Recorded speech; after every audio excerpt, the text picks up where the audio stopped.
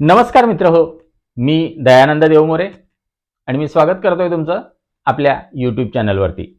मित्र हो, आपण व्हायब्रेशन्स बद्दल बोलतोय आणि आजचा आपला विषय आहे नैसर्गिकरित्या आपले व्हायब्रेशन्स आपल्याला कसे वाढवता येतील. पण तत्पूर्वी आपण काही बेसिक गोष्टींबद्दल बोलणार आहोत.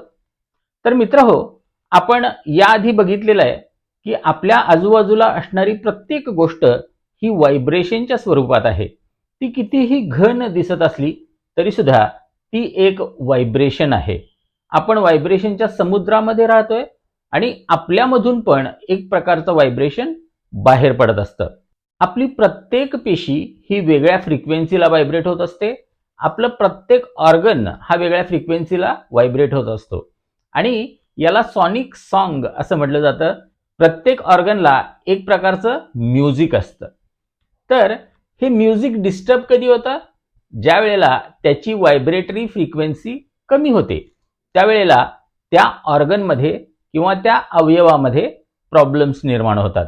ब्रूस टेनियो यांनी सांगितल्याप्रमाणे आपल्या बॉडीची फ्रिक्वेन्सी जर 58 मेगाहर्ट्जच्या खाली आली तर आपल्या शरीरामध्ये प्रॉब्लेम्स सुरू होतात. तर आपल्या शरीरामध्ये असणारी फ्रिक्वेन्सी ही जर बॅलन्स ठेवायची असेल तर आपल्याला नक्की काय करायला लागेल याबद्दल आज आपण बोलणार आहोत. मित्रहो, प्रामुख्यानं माणसाचा जर आपण विचार केला तर 4 प्रकारच्या फ्रिक्वेन्सीज प्रत्येक माणसामध्ये असतात. त्याच्यामध्ये सगळ्यात पहिल्यांदा असतात शारीरिक, मग मानसिक, भावनिक आणि आध्यात्मिक. अशा 4 प्रकारच्या फ्रिक्वेन्सीज माणूस इमिट करत असतो आणि याच्यामध्ये एक जरी फ्रिक्वेन्सी कमी झाली तरी सुद्धा माणसाच्या आयुष्यामध्ये प्रॉब्लेम्स सुरू होतात आणि आपण जर ही फ्रिक्वेन्सी वाढवायला लागलो तर आपल्यातले ते प्रॉब्लेम्स साहजिकच नाहीसे व्हायला लागतात. आपल्या प्रत्येक ऑर्गनमध्ये ट्रॅप्ड इमोशन्स असण्याची शक्यता आहे. लहानपणापासून अनेक व्यक्तींबद्दल अनेक प्रसंगांमधून आपल्या आतमध्ये नेगेटिव्ह इमोशन्स ट्रॅप झाले असण्याची शक्यता आहे. तुम्ही एखाद्या व्यक्तीचा विचार केल्यानंतर तुमच्या मनामध्ये जर राग, भीती या प्रकारच्या भावना येत असतील किंवा एखादा प्रसंग आठवल्यानंतर या प्रकारच्या भावना जर येत असतील तर याला ट्रॅप्ड इमोशन्स असं म्हटलं जातं, ज्या वेगवेगळ्या अवयवांमध्ये अडकून पडलेल्या असतात आणि त्या भावनांच्या फ्रिक्वेन्सीज याला इलेक्ट्रोमॅग्नेटिक वेव्हच्या स्वरूपात बाहेर पडतात असं म्हटलं जातं आणि त्यामुळं त्या अवयवामध्ये प्रॉब्लेम्स निर्माण होतात. याबद्दल मी याआधी पण बोललेलो आहे की आपल्या भावनांमुळं आपल्या शरीरामध्ये कसे प्रॉब्लेम्स निर्माण होतात. मित्रहो, ही फ्रिक्वेन्सी कमी होण्याचं सगळ्यात पहिलं कारण आहे ते म्हणजे वय. जसजसं आपलं वय वाढत जातं तसतसं ही फ्रिक्वेन्सी नॅचरली कमी व्हायला लागते असं म्हटलं जातं.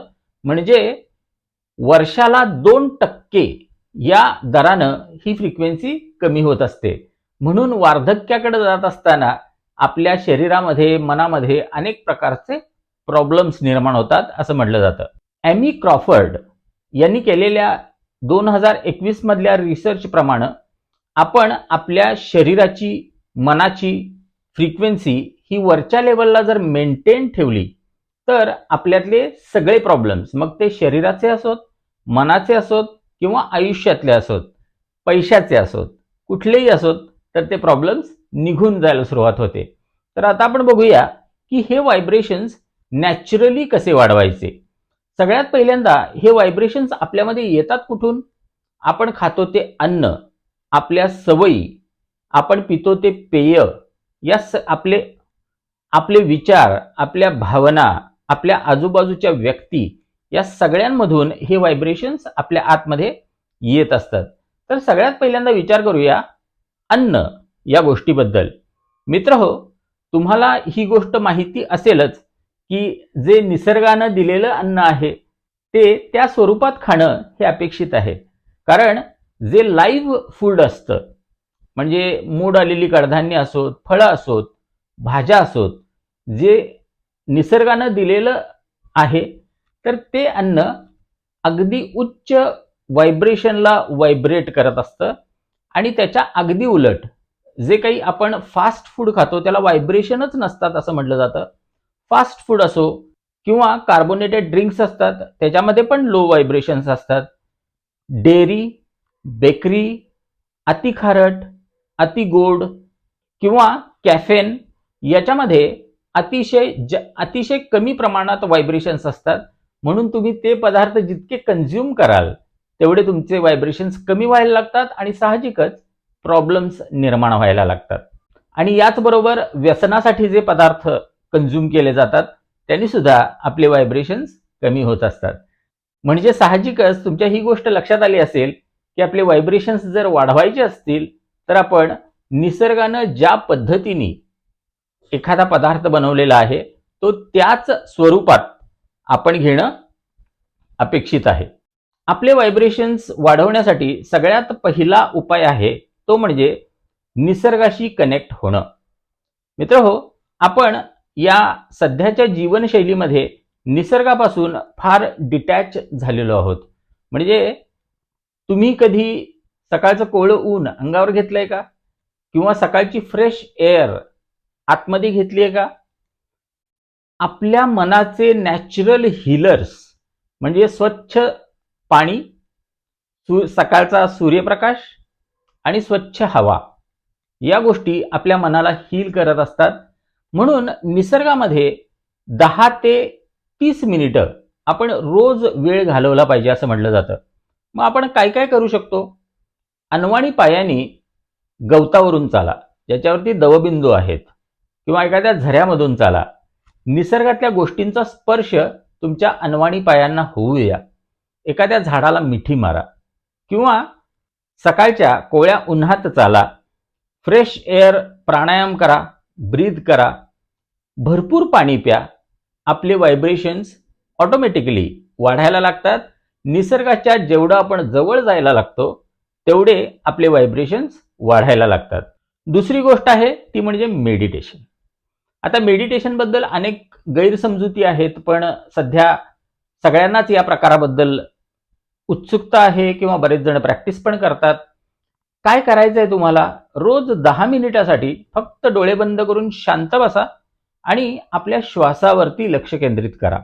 आपल्या मनामध्ये जर एखादा वाईट विचार आला किंवा इतर कोणताही विचार आला तर त्या विचाराला विरोध करू नका.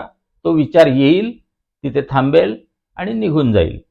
ज्या वेळेला तुम्ही त्या विचाराला पकडून धरता त्यावेळी तो मोठा व्हायला लागतो आणि साहजिकच आपण मेडिटेशन करू शकत नाही. मेडिटेशन करण्याची तुम्हाला सवय लागणं गरजेचं आहे. सुरुवातीला सगळे डिस्ट्रॅक्शन्स येऊन जातील.